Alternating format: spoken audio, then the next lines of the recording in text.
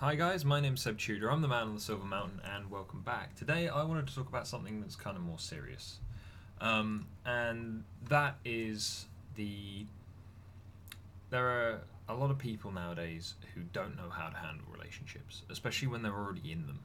Yeah, both from the point of people who maybe have more authority in the relationship, but also people who maybe are more of a second runner to the first person's directing. And this obviously creates power dynamics, and power dynamics can be very dangerous things, especially when the person who is the one basically calling the shots doesn't know how to handle that position or the relationship that they're in. And as a result, I wanted to talk about a few things that kind of really pop up that I have seen in relationships that are quite frankly abusive. And they are kind of, some of them make me really angry, some of them make me kind of sick, that people degenerate to this level. And I'm not talking about just domestic violence, because obviously that's going beyond just being a miserable person to being an actual criminal.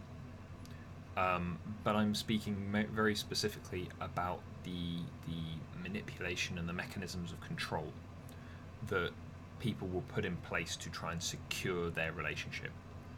And they are, in these particular instances, I've got 5 examples here of these behaviors that you will see, and they are they are particularly vicious in some ways. And whilst you can listen to your friends and all the rest of it, no one is going to know your life, no one is going to know your relationship better than you. And as a result, having these things, these behaviors that you can spot, that you can be aware of in the forefront of your mind, so that then you can best address them and work out whether or not you are in a situation like this or not. That's important.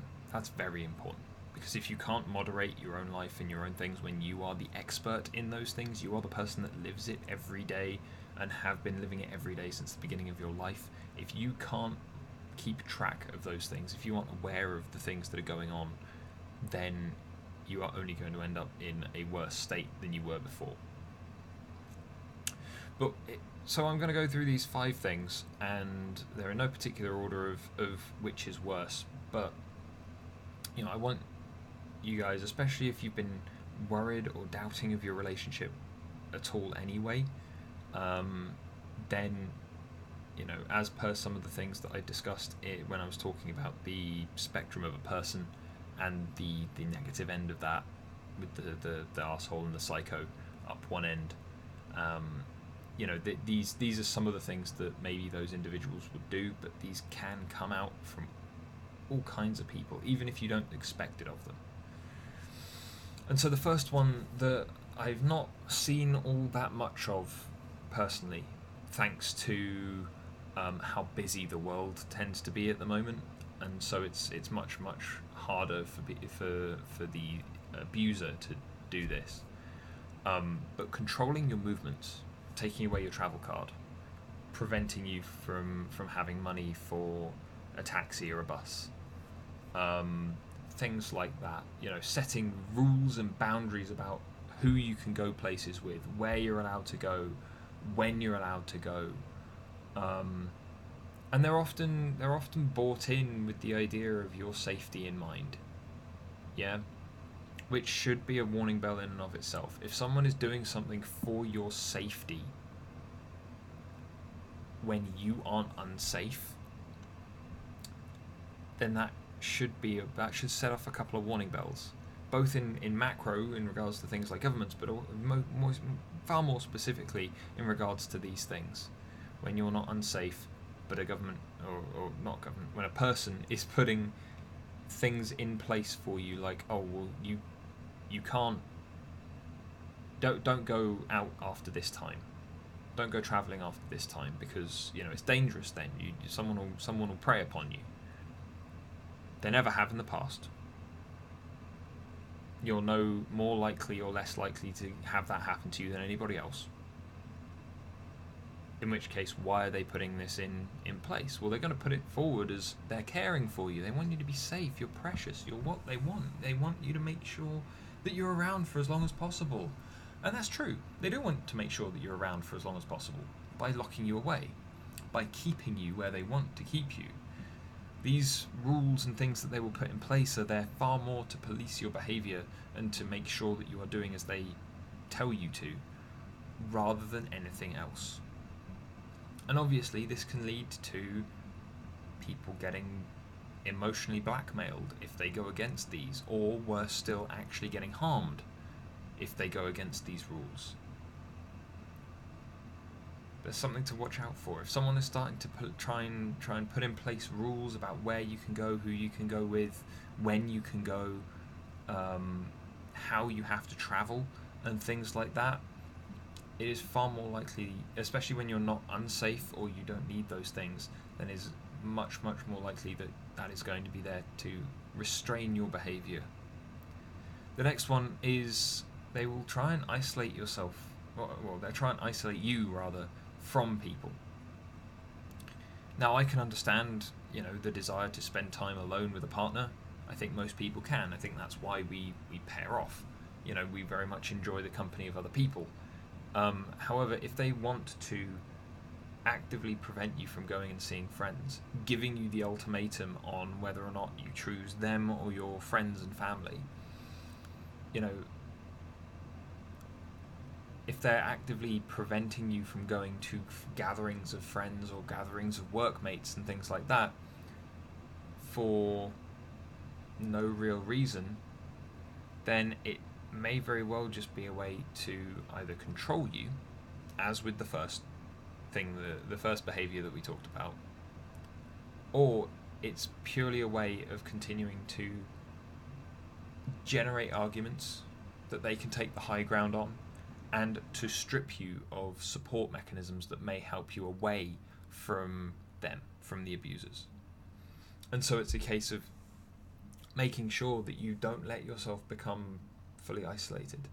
Don't let, if you see any sign of that to begin with, and I'm not talking about someone going, do you know what, I wish I could just spend an entire weekend alone with you. If, for example, I would say that to my girlfriend because I don't get to see her much at all. And that's just a desire to spend time, But going, I'm going to need to, you're not allowed to see that person anymore. I don't like them. They don't seem to like me. You're not allowed to see that person anymore. And I want to make sure, and then in the more extreme versions of this, it's, I want to make sure that I'm going to take a look in your phone as well. Give me your phone so I can take a look and make sure that you're not talking to these people. It's those kind of things that you need to watch out for. And one would think that those are fairly significant alarm bells, that would be rung at this point. But there are people that just go along with it because they're scared, because they're maybe a weaker individual being faced with a very potent force, and maybe it's because they're afraid of being alone again. Acquiescing to the requests is their way of trying to solidify their situation in the relationship, not realizing that they'd probably be better if they weren't in that relationship. They'd probably be in a better situation. The third one I would again think would be quite obvious, but putting you down, being directly and obviously hurtful to someone, being verbally abusive, making jokes at their expense, demonstrating that maybe to their friends and things that you're the cause of a lot of their problems. They'll do that, and it matters. If it's just a joke that you guys have had between the two of you and then gets moved out beyond that, then fair enough. But if it's not, then it becomes a tax on you, and it becomes devaluing you around other people as well, which, lowering your social value, it means it's going to turn you into more of a doormat, someone that's there to be potentially passed over by everyone else, And it's another way of them securing you as their, not property necessarily, but securing your isolation. If you're always going to be her crazy boyfriend who says all manner of stupid shit, then there's a good chance that, if you needed help, if you went to go and discuss these things with her friends, if you were trying to find a way out, no one would take you seriously, and you'd be isolated from both your friends and her friends and anyone else that you went to try and gain help. So it's if someone starts putting you down, that should be another big sign, like actively putting you down, making you out to be the cause of their problems and things, verbally abusing you, even if it's humorous. Don't let it happen. And if it doesn't stop, then leave. A joke can be very easy to recognize, because especially with you and a partner, you should know that partner and they should know you quite well, and so it shouldn't be something that goes too far. But when it happens, it could be a slip, it could be a joke gone too far, fair enough, but then that's when you look at the frequency, and if it's happening every single time, numerous times, every evening that their friends come over, every evening that your friends come over, that continuous rolling of abuse disguised as humor, move away. Don't get caught like that. And now we're going to get onto these last couple, and one of them in particular is technically criminal because it's following you, stalking you. If someone is following your movements, and not with a pointed focus on finding out where you're going, who you're going with, and stuff like that, then get out, because that person is taking physical action, direct physical action, to monitor you and then potentially to isolate you further. That's a very simple thing. If that's happening, then leave, then go. Yeah?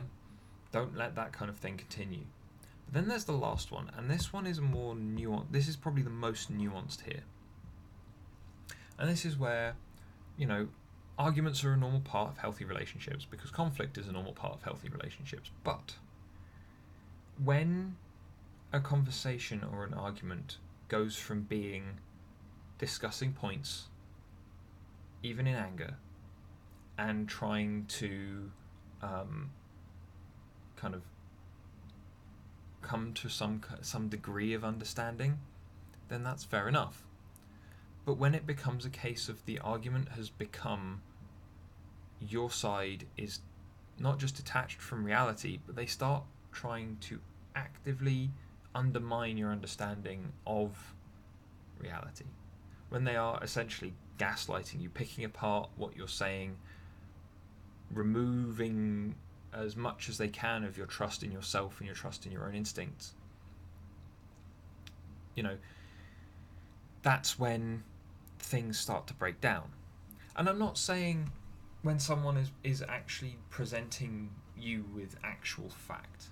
Yeah, so if you're arguing that the world is flat and someone puts in front of you all of the evidence to suggest that the world is not flat, then, assess that and work with it. That's evidence-based. What I'm talking about here is them throwing more of their emotion at you, because that's all this is. It's emotional manipulation to try and break down your trust in yourself so that you have to trust them, because they've already isolated you. They've already moved you away from everybody else that could support you. And as a result, if you can't trust them because he or she has already put a wedge between you and them, and you can't trust yourself, then that just leaves him or her.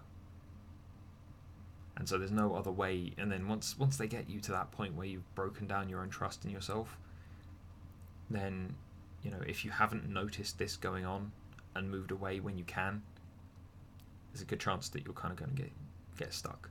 I mean, a person who loves you should, or who wants to support you as a partner, should be encouraging you to grow and so on and so forth. They shouldn't cut you down at every opportunity. And I'm not saying that they shouldn't express what they're saying in a straightforward and blunt fashion, because I would say that that's probably a good thing for them to do. But what I am saying is, for example, I don't necessarily agree with the way that Hannah's course is formatted at uni.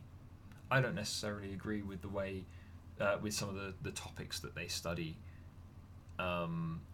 because to me they seem rather pointless, and they don't seem to be imparting to her the amount of knowledge that you would expect from a degree course that costs thousands and thousands of pounds a year.